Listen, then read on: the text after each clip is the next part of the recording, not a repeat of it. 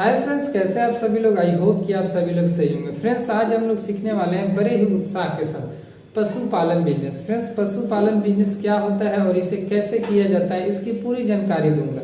इससे पहले फ्रेंड्स, हम लोग समझ लेते हैं कि पशुपालन बिजनेस होता क्या है और ये कितने प्रकार के होते हैं। फ्रेंड्स, पशुपालन बिजनेस यह वह बिजनेस है जिसमें लोग पशुओं का पालन करते हैं। आपको नाम से ही पता चल रहा होगा, इसलिए मैं इसे ज्यादा डिटेल नहीं करूंगा। और ये फ्रेंड्स अनेकों प्रकार के हो सकते हैं। जैसे मान लीजिए कोई घोड़े का पालन कर रहा है, कोई बकरे का पालन कर रहा है, कोई गधे का पालन कर रहा है, तो इसका कोई लिमिट नहीं है। बहुत ही प्रकार के पशुपालन बिजनेस होते हैं। फ्रेंड्स, आज जिस टॉपिक पे हम लोग बात करने वाले हैं वो है हमारा गायों का पालन करना। गायों का पालन करना, गायों का पालन करके फ्रेंड्स महीने का हम लोग कितना अर्न कर सकते हैं और कैसे अर्न कर सकते हैं, आज यही हम लोग देखने वाले हैं और सीखने वाले हैं। तो फ्रेंड्स, मैं आपको जानकारी के लिए बता दूं कि आप गायों का पालन करके महीने का 2 से 3 लाख रुपए आसानी से अर्न कर सकते हैं। बिल्कुल ही आसानी से अर्न कर सकते हैं। ये बातें मैं कोई हवा में नहीं कर रहा हूँ। आप वीडियो में बस अंत तक बने रहिए। मैं आपको पूरे कैलकुलेशन के साथ और पूरे सबूत के साथ आपको अभी दिखाने वाला हूँ। तो आइए फ्रेंड्स, बिना देरी किए हुए देखते हैं और समझते हैं। फ्रेंड्स देखिए, जब भी हम किसी बिजनेस को शुरू करते हैं, स्टार्ट करते हैं, तो उसमें 2 बातें होती है। एक तो हमारा होता है लागत। जब भी हम किसी चीज को बिजनेस को शुरू करते हैं तो उसमें सबसे पहली बात आती है इन्वेस्टमेंट, लागत, मतलब खर्च कितना आएगा। दूसरा बात आती है उत्पादन, मतलब प्रॉफिट, मतलब उत्पादन करके हमें कितना देगा कोई भी जिनिस। तो आइए समझते हैं। सबसे पहले हम लोग समझते हैं लागत में इन्वेस्टमेंट, हमारा इन्वेस्टमेंट कितना है। तो फ्रेंड्स देखिए, जब हम गायों का पालन करते हैं तो गायों के पालन करने में हमें इन्वेस्टमेंट के रूप में 4 चीजें आती है। पहला चीज होता है गायों को खरीदने का खर्च। जब हम किसी गाय को खरीदेंगे तो उसका खर्च कितना आता है। तो फ्रेंड्स देखिए, गायों का खरीदने का खर्च आपको कुछ भी आ सकता है। आप चाहे तो 2 लाख का गाय खरीदे, आप चाहे तो 20,000 का खरीदे। लेकिन मैं एक जनरल बात मानकर चलता हूँ, नॉर्मल सा रेशियो लेकर चलता हूँ कि आप 50,000 का गाय खरीदे, 50,000 का गाय खरीद रहे हैं, मैं ये मानकर चलता हूँ। ये मैं क्यों बोल रहा हूँ, क्योंकि जो ये 50,000 की गाय है ना, ये मॉर्निंग का 10 लीटर आपको एकदम आराम से कंटिन्यू दूध दे ही देती है। ठीक है फ्रेंड्स, अब आते हैं फ्रेंड्स, आगे देखते हैं। अगला पॉइंट है हमारा गौशाला का खर्च। मतलब कि अगर हमने गाय खरीद लिया तो गाय को रखेंगे कहाँ, कहीं रखने के लिए उस पर जगह का व्यवस्था करना पड़ेगा ना। जिस जगह को रखते हैं उसी जहाँ रखते हैं उसी को हम लोग गौशाला कहते हैं।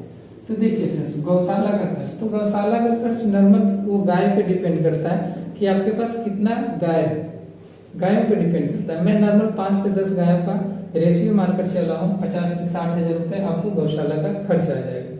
और ये इस चीज पे भी डिपेंड करता है कि आपका गौशाला सिटी वाले एरिया में है या गांव वाले एरिया में। वो लोकेशन पे डिपेंड करता है कि लोकेशन कैसा है। थर्ड पॉइंट आता है फ्रेंड्स खाने का खर्च। जो गाय आएगा उसको खाने का खर्च कितना आएगा, खाने का या फिर खिलाने का। कुछ तो गाय आता है तो कुछ तो खाता है जानवर, तो उसका खर्च कितना आएगा। तो उसका खर्च आता है फ्रेंड्स महीने का 1,000 रुपये आ जाता है भूसे का खर्च, और 5,000 रुपये आ जाता है चोकर का खर्च। इस प्रकार करके टोटल खर्च आ जाता है खाने का 6,000 रुपये, 6,000 रुपये खर्च आ जाता है खाने का।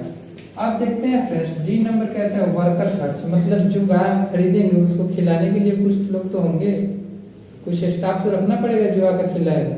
तो हम ये मान लेते हैं कि एक स्टाफ को हम लोग रखते हैं, ठीक है, और एक स्टाफ को हम लोग 10,000 रुपये में हायर करते हैं, मतलब रख लेते हैं।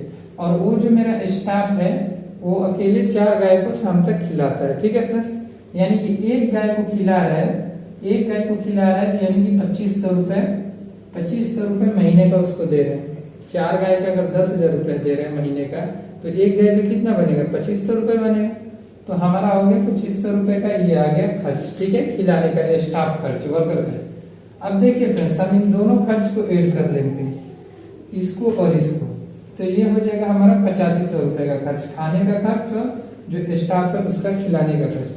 क्योंकि देखिए फ्रेंड्स, ये जो खर्च है ये तो हमारा रेगुलर लगेगा हमेशा, और ये जो खर्च है ये तो इन्वेस्टमेंट हो गया। एक बार आपने मान लीजिए कि गाय खरीद लिया तो वो तो आपका हो गया। अब वो तो बार बार खरीदना नहीं है हर एक महीने में। जो महीने महीने खर्च होने वाला है वो खर्च यही है, खाने का और स्टाफ का खर्च। इसलिए खाने का और स्टाफ का ही खर्च को जोड़ा जाता है। ठीक है फ्रेंड्स, तो ये हमारा हो गया 8,500। ओके फ्रेंड्स, अब देखते हैं फ्रेंड्स कि जब हम लोगों ने ये कर लिया, लागत समझ लिया, तो हमें उत्पादन के रूप में क्या मिलेगा। तो फ्रेंड्स उत्पादन के रूप में हमें गाय सबसे पहले देगी दूध।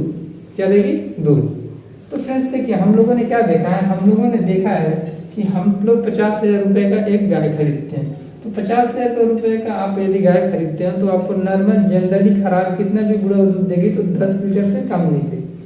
तो मॉर्निंग का यदि वो गाय 10 लीटर दूध देती है और इवनिंग का 10 लीटर देती है, यानी कि एक दिन का वो 20 लीटर दूध देती है। जब एक दिन का वो 20 लीटर दूध देती है और मान लीजिए और हमारा दूध 50 रुपए बिक रहा है, यानी कि रोज का 1000 रुपए का हमारा दूध बिक रहा है। ठीक है फ्रेंड्स, रोज का कितने का बिक रहा है? 1000 रुपए का बिक रहा है। अब एक दिन का 1000 रुपए का बिका दूध, एक दिन का 1000 रुपए का बिका, तो एक महीने का कितना बिकेगा? माने कि 30 दिन का 30,000 का बिकेगा। 30,000 का बिकेगा, 30,000 का बिकेगा। अब बात आता है फ्रेंड्स कि चलो सबसे पहले तो हमें दूध दे देती है गाय, उसके बाद गाय हमें क्या देती है? गोबर देती है। तो फ्रेंड्स देखिए गोबर वगैरह का कैलकुलेशन नहीं करेंगे, इसका वैसे ही सेविंग के रूप में मान लेते हैं। इसका कोई मतलब अनुमान लगा सकते हैं, इसका कोई फिक्स रेट नहीं होता। तो हम लोग सिर्फ दूध का ही कैलकुलेशन करेंगे। तो हम लोग देख रहे हैं फ्रेंड्स कि हमारा लागत आ जा रहा है 8500 रुपए। कितना आ जा रहा है? 8500 रुपए, 8500 रुपए। और हमारा जो उत्पादन है, उत्पादन का जो पैसा है वो आ जा रहा है 30,000 रुपए। तो हम लोग इसको क्या करेंगे? देखेंगे हम लोग प्रॉफिट के लिए क्या करेंगे? उत्पादन में से लागत को घटा देंगे। तो 30,000 रुपए क्या हुआ हमारा? इकाई दाई सैकड़ा हजार, इकाई दाई सैकड़ा हजार, सैकड़ा हजार 10। 30,000 में से कितना? 8500 को हम लोग घटा देंगे, 8500 को घटा देंगे। तो ये हमारा कितना हो जाएगा? 0 हो जाएगा, 0 हो जाएगा, यहाँ हो जाएगा 5, यहाँ हो जाएगा 9 में से 8 गया 1 हो जाएगा, और यहाँ 2 का 1 हो जाएगा। 21,000 रुपये 500, 21,500।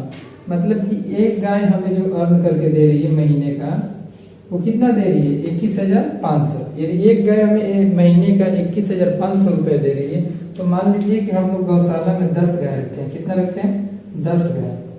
और एक गाय कितना दे रही है? 21,500, 21,500। तो 10 गाय कितना देगी? डायरेक्ट इसके पीछे एक 0 लगा दीजिए, 21,500, एक और 0 लगा दीजिए। गाय दाई सैकड़ा हजार, 10,000, लाख, यानी 2,15,000, 2,15,000 रुपए हमें महीने का 10 गाय मिलकर दे।